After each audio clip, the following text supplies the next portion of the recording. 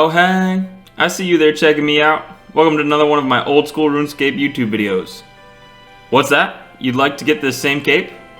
Well, good news for you. This video is a guide to completing Mage Arena II. Alright, let's get right into it. Here we go. Let's start off by reviewing the quest overview, requirements, and navigation. Requirements include level 75 magic and the completion of Mage Arena I, including the ability to cast each of the god spells, including Claws of Guthix, Flames of Zamorak, and Saradomin Strike, outside of the arena. In order to do so, you must have cast each spell 100 times within the arena.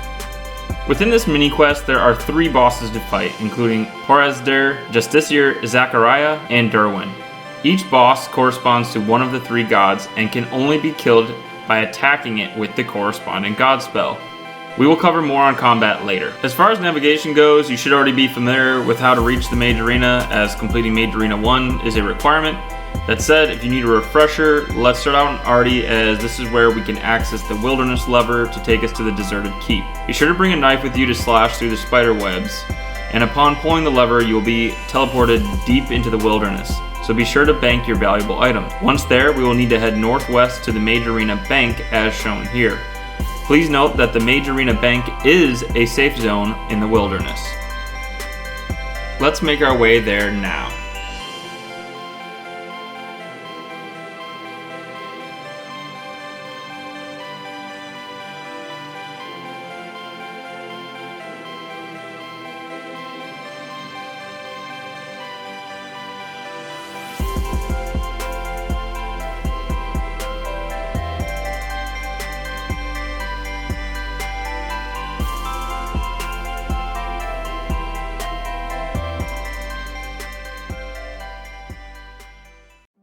Let's review the quest objectives and combat overview. Once in the Mage Arena Bank, we need to speak to Golodian about additional challenges. He will tell us that he can increase the powers given by our god capes, but only if we bring him components of the powerful followers of each of the gods. He will then give you an enchanted symbol which is used to locate these followers in the wilderness. This enchanted symbol operates the same as the strange device from Hot and Cold clues. But instead of aimlessly running around the wilderness looking for these opponents, please reference this map for the hotspots. Once you're near a hotspot, activate the enchanted symbol and select which opponent you'd like to search for. With each activation, you will take up to 16 damage and receive a hot and cold clue in the in-game chat channel, indicating how far or close you are. As the device gets hotter, the closer you are to finding an opponent.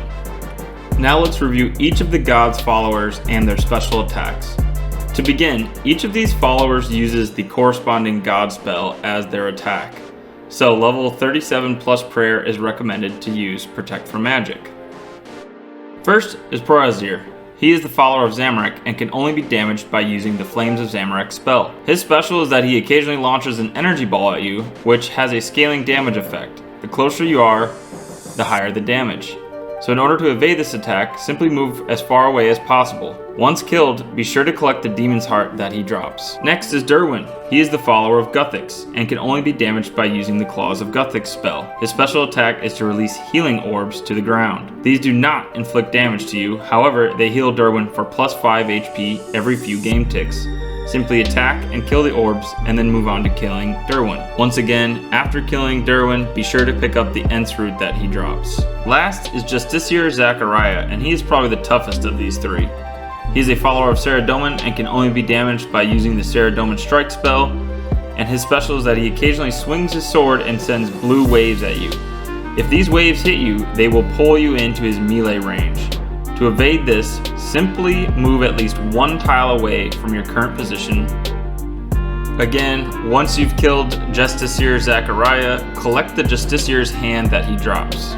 So let's recap. There's essentially 2 phases to this quest. Phase 1, you'll need to use the enchanted symbol to locate these opponents in the wilderness. And Phase 2, once located, you need to kill them using the corresponding god spell and return the Demon's Heart, Ents Root, and Justiciar's hand to Golodian. With that in mind, let's take a look at the inventory and gear setup for each of the 2 phases. For phase 1, you'll be running all around the deep wilderness, taking damage from the symbol with each activation cycle, so you'll want to limit your risk by only bringing cheap food.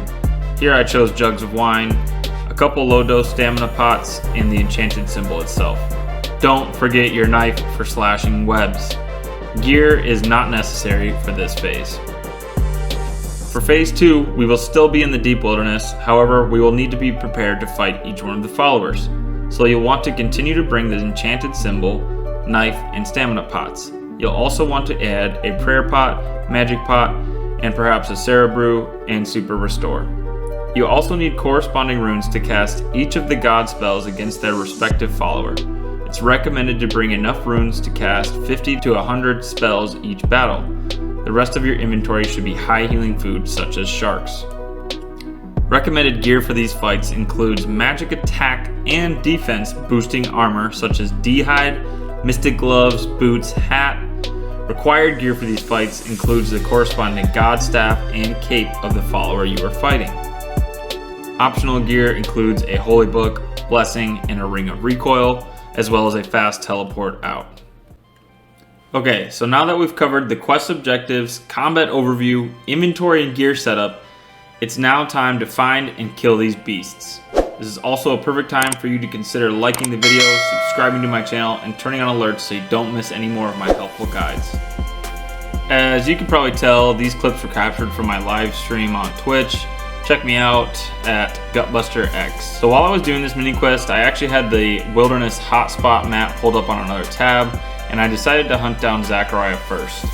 I ended up finding him near the Chaos Elemental, and once I located him, I ran back to the Mage Bank to swap out my gear. It's important to re-gear quickly, as there is a slight chance that the follower might move to a different location in the wilderness, if not fought and killed quickly. So, once you've located one of the followers in the wilderness, you want to head to the nearest bank to swap out your gear and inventory from phase 1 to phase 2 as shown here. Once you've geared up and are ready to fight, make your way back to where you located the follower in the wilderness and activate the enchanted symbol to locate them again. Okay, now the fight is on. Be sure to stay calm and watch your prayer and hit point levels. I also found it helpful to just keep my distance to allow for more reaction time to their special attacks. That said, I'm going to share a close-up clip of each of the followers' special attacks as shown here. I also found it beneficial to drop off each of the artifacts to Collodion as they were collected, re-gear, and then locate the next follower. As you can see here, I decided to use the Mage Arena Bank for that regroup cycle and dropping off to Collodion.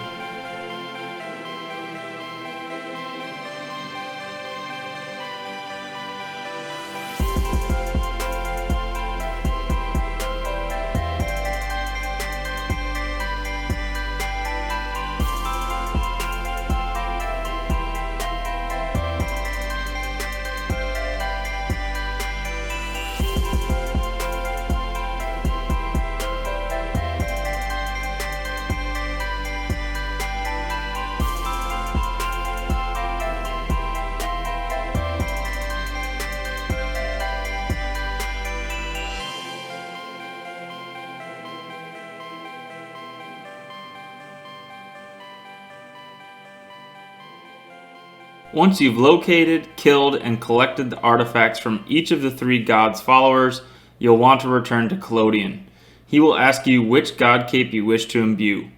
Please note that following the quest, you must relocate, kill, and collect the artifact from the follower corresponding to the god cape you wish to imbue. I mean, sick. There it is. Kick ass. Gotta go Sarah Doman because we're the good guys. Congratulations, you've just completed the Mage Arena II mini quest.